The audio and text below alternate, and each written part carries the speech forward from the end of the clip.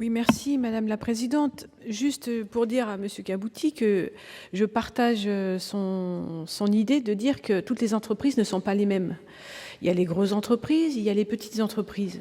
Là-dessus, on est d'accord.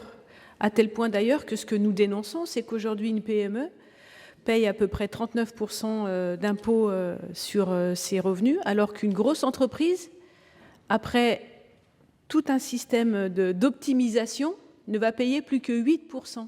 Est-ce que vous trouvez que c'est juste ?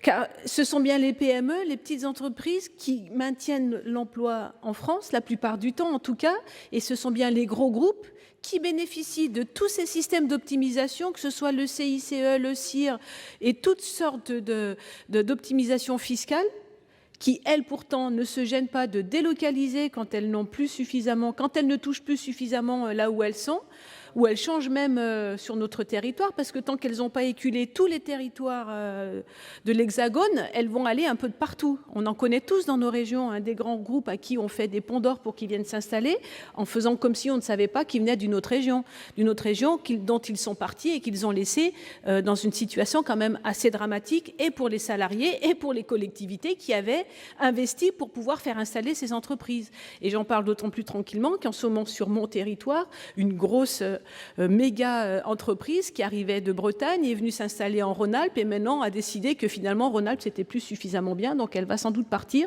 et en tout cas il y a un paquet de licenciements en cours. Donc voilà, et c'est ces entreprises-là qui bénéficient de toutes les mesures qui sont mises en œuvre aujourd'hui par le gouvernement.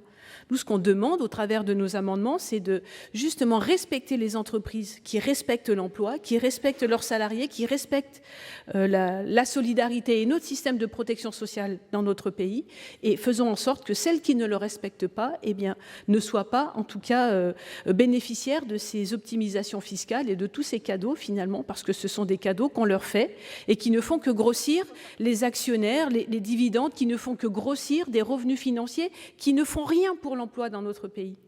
Donc voilà, au travers de nos amendements, c'est ce que nous essayons de défendre, peut-être avec des mots maladroits et peut-être avec toujours la même idée, mais oui, c'est toujours la même idée, favorisons l'emploi et favorisons les entreprises qui permettent que l'emploi reste dans notre pays. Merci.